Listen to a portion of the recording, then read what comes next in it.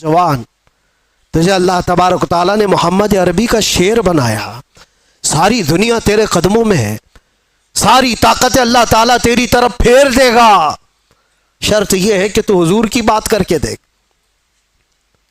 آج حیرت ہوتی ہے، میں تم میں سے ہی ایک آدمی ہوں، آپ میں سے ہی ایک آدمی ہوں، میرے سر پر کوئی پر نہیں لگے ہیں، اور نہ ہی میں آسمان سے اترا ہوا نہ زمین سے نکلا ہوا، لیکن جس طرف جائے لوگ اپنی آنکھیں پلکیں بچھاتے ہیں، عزتوں کی مالائیں، ہزاروں کے بھیڑ میں آج جہاں جاتے ہیں، کبھی کبھار اپنے گریبان میں جھانک کر کے دیکھتا ہوں کون سی ایسی خصوصیت آ گئی جو لوگ دیکھنا چاہتے ہیں۔ 2 آنکھ 1 ناک، وہی ساری چیزیں تو ہے، کوئی اسپیشل چیز ہے، کوئی الگ چیز ہے، سب کچھ تو وہی ہے، لیکن یہ لوگوں کا ہجوم ہر طرف سے امڑ کر کے ایک آدمی کو دیکھنے کیوں آتا ہے؟ میرے عزیزوں، یہ بات سمجھنے میں آپ کو بھی اندازہ ہو جائے گا، یہ بات صرف انسان اور ایک آدمی کی نہیں ہوتی، محبتیں دلوں میں ڈالنا یہ انسان کے کمال کا کام نہیں ہے، یہ اللہ رب العزت کے فضل سے ہوتا ہے۔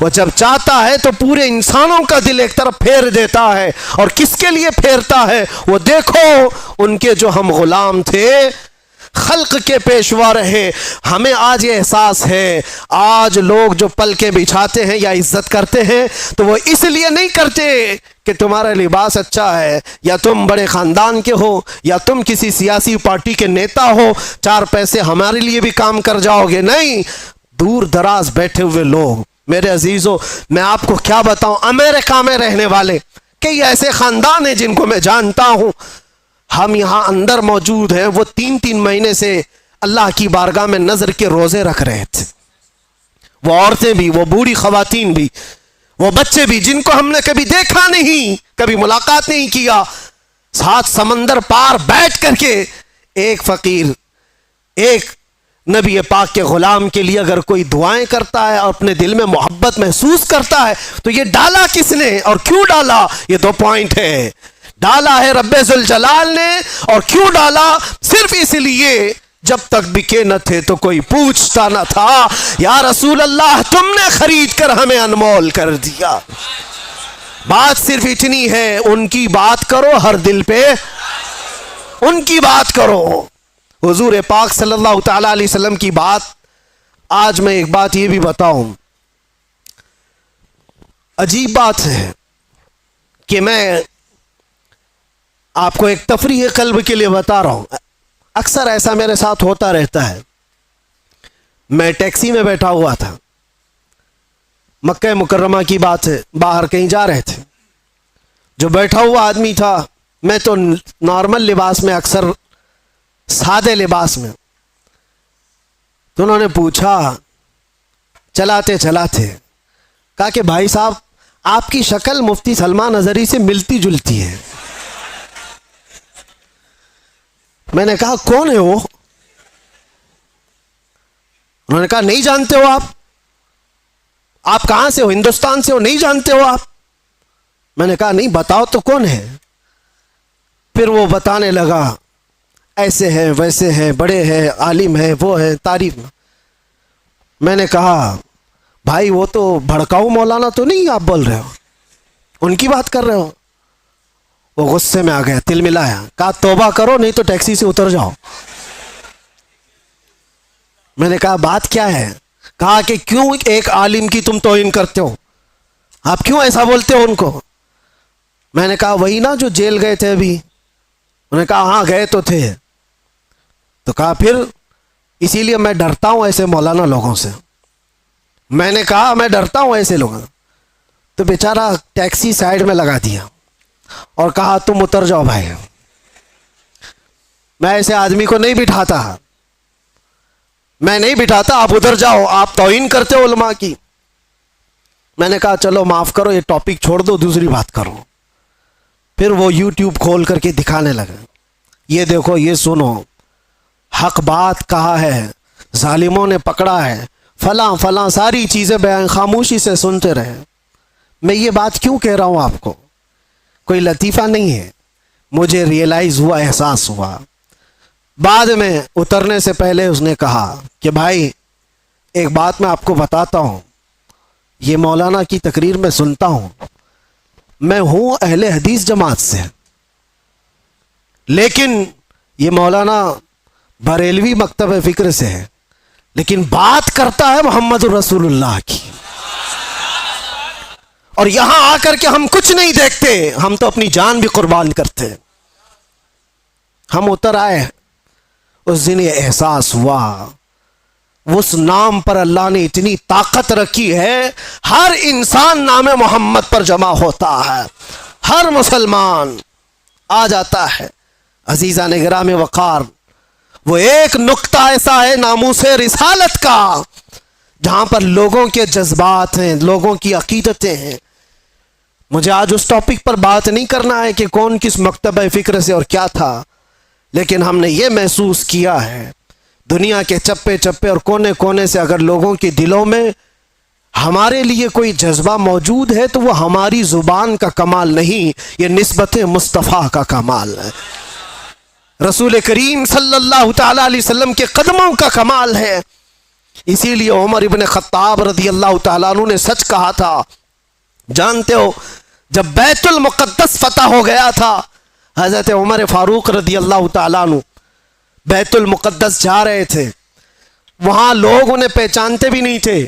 ابو عبیدہ بن جراح ایک صحابی وہاں پہلے سے موجود تھے، وہاں کے عیسائیوں یہودیوں سب کو بتایا تھا کہ امیر المومنین آ رہے ہیں مدینے سے، امیر المومنین آ رہے ہیں مدینے سے۔ سب لوگ دیکھنے کے لیے باہر کھڑے ہو گئے تھے، لیکن امیر المومنین کس شان سے آ رہے ہیں؟ وہ اپنے ایک غلام کو لے کر اپنے گھوڑے کے ساتھ جا رہے ہیں۔ کیا کمال کی عدالت ہے عمر فاروق کی، اپنے غلام سے مدینے سے ہی طے کر کے چل رہے ہیں، 1 میل میں گھوڑے پر بیٹھوں گا تو چلے گا، اور 1 میل تو بیٹھے گا اور میں چلوں گا۔ پورا سفر آقا اور غلام ایسے چلتے رہے، کبھی حضرت عمر رسی پکڑ کر چلتے، کبھی وہ غلام رسی پکڑ کر چلتا تھا۔ اور اتفاق ایسا کہ بیت المقدس جب قریب آیا، لوگ وہاں استقبال کے لیے کھڑے ہیں، اور گھوڑے پر بیٹھنے کی باری غلام کی تھی۔ غلام نے کہا کہ حضور اب تو میں اتر کر چلتا ہوں، آپ بیٹھے۔ کہا نہیں، عدل تو عدل ہے، انصاف، تیری باری ہے تو بیٹھے گا، میں رسی پکڑ کر چلوں گا۔ رسی پکڑ کر چل رہے ہیں، اور لوگوں میں ایک نعرہ لگا کہ امیر المومنین آ گئے۔ سب دوڑ کر کے اس گھوڑے کی طرف جا رہے ہیں جو گھوڑے پر سوار آ رہا ہے۔ ابو عبیدہ بن جراح جو صحابی موجود تھے پکار کر کہا، اے لوگوں، سواری پر بیٹھا ہوا وہ نہیں ہے امیر المومنین، رسی پکڑ کر جو آ رہا ہے وہ ہے امیر المومنین۔ دنیا نے پہلی مرتبہ یہ منظر دیکھا ہوگا۔ کہاں ہے وہ لینڈ کروزر والے لیڈر لوگ؟ کہاں ہے وہ جو رسول پاک صلی اللہ تعالی علیہ وسلم کے ان جانشینوں کی مثال لا کر کے دکھا دے؟ اسی لیے ہمارے ہندوستان میں ہی آپ کو میں کیا بتاؤں، مثال کے طور پر موہن داس کرم چند گاندھی جی، گاندھی کے یہ الفاظ ہیں، کہا کہ میں نے تاریخ پڑھا ہے، اگر لوگوں کو سیاست کرنے کے لیے، حکومت کرنے کے لیے میں کوئی مثال دے سکتا ہوں تو وہ ابو بکر اور عمر کی دے سکتا ہوں۔ لوگوں نے اس چیز کو ایکسپٹ کیا ہے، احساس کیا ہے۔ انہوں نے جو دنیا کے سامنے منظر پیش کیے تھے وہ رسول اللہ کے غلاموں نے۔ سنو، حضرت عمر فاروق رضی اللہ تعالیٰ عنہ نے جو بات کہی تھی اس کو میں سمیٹ رہا ہوں۔ لوگ جب آپ کو پکار کر امیر المومنین کہتے ہوئے قریب آئے تو آپ رو پڑے۔ یہ وہ وقت تھا حضرت عمر کا جب پورا عرب جو آج ہے، سعودی عرب جس کو کہتے ہیں، یہ عرب تھا، صرف عرب تھا، سعودی بعد میں بنا ہے۔ حجاز اور نجد جو علاقے تھے اور دونوں ملا کر کے عرب تھا، پھر یمن، پھر عراق، پھر ملک شام، اور پھر فلسطین، پھر مصر، 6 بڑی کنٹریاں جس کا کل رقبہ، کل ایریا اگر ملائیں گے تو تقریباً 17 لاکھ اسکوائر کلومیٹر، اور بعض میں ہے کہ 36 لاکھ اسکوائر کلومیٹر۔ حضرت عمر فاروق رضی اللہ تعالیٰ عنہ کا دور خلافت اتنا پھیلا ہوا تھا، اتنا پھیلا ہوا تھا، اتنی دور تک اسلام کا پرچم لہرا رہا تھا اس وقت جب حضرت عمر فاروق بیت المقدس کے قریب آئے اور لوگوں نے آپ کو سراہنا شروع کیا امیر المومنین کہہ کر، آپ رو پڑے اور اس کے بعد ایک تاریخی جملہ انہوں نے کہا تھا جو ہم سب کا بھی ہونا چاہیے، ہم سب کے لیے۔ آج میرا ٹاپک یہی ہے۔ حضرت عمر کھڑے ہو کر کے کہتے ہیں لوگوں سے، اے لوگوں سنو، آج تم میرے نام کے نعرے لگا رہے ہو، میں اپنی حیثیت بتاتا ہوں، میری حقیقت بتاتا ہوں۔ میرا نام عمر ہے، میرے باپ کا نام خطاب ہے، میں خطاب کا بیٹا عمر ہوں۔ بچپن میں مجھ سے 2 بکریاں نہیں سنبھالی جاتی تھی، میرے باپ مجھے بکریاں چرانے کے لیے بھیجتے تھے تو بکریاں ادھر سے ادھر ہو جاتی، اور جب بکریاں مجھ سے نہیں سنبھلتی تو روز میں اپنے باپ کے گھونسے کھاتا تھا، روز مجھے مار پڑتی تھی میرے باپ سے، بکریاں مجھ سے نہیں سنبھلتی تھی۔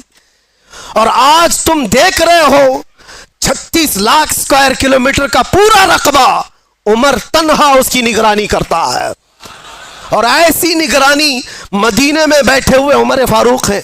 ملک شام کا ایک واقعہ میں آپ کو بتا رہا ہوں۔ ملک شام مدینے سے ہزاروں کلومیٹر دور، ملک شام میں بیٹھی ہوئی ایک خاتون رات کو اپنی بیٹی سے کہتی ہے، دودھ میں پانی ملا کر کے بیچو تو تھوڑا زیادہ ہو جائے گا۔ بیٹی کہتی ہے اماں عمر ابن خطاب کا دور ہے۔ کہاں ہے؟ مدینے میں بیٹھے ہوئے، اور لوگوں کے اندر عدل اور انصاف کرنے کی چاہ ہزاروں میل دور پر بھی ہے۔ تو حضرت عمر اس دن اعلان کرتے ہیں، آج جو بچپن میں 2 بکریوں کو نہیں سنبھال سکتا تھا، 36 لاکھ اسکوائر کلومیٹر کو تنہا چلاتا ہے، وہ اس لیے نہیں کہ خطاب کا بیٹا عمر ہے، اس لیے چلاتا ہے کہ محمد الرسول اللہ کا غلام عمر ہے۔ ان کے جو ہم غلام تھے، خلق کے پیشوا رہے۔ کل ملا کر کے ایک ہی نقطہ ہے، ہمیں کرنی ہے شہنشاہ بطحا کی رضا جوئی، وہ اپنے ہو گئے تو رحمت پروردگار اپنی۔ اگر حضور ہمارے ہو گئے تو پھر بچا کیا ہے؟ اسی لیے صحابہ کیا کہتے تھے پتہ ہے؟ سارے زخم کھاتے تھے، مصیبتیں اٹھاتے تھے، اور پھر مسکرا کر کے حضور سے یہ کہتے تھے، ہر ستم ہر مصیبت گوارا ہے، یا رسول اللہ ایک بار تم کہہ دو کہ تو ہمارا ہے۔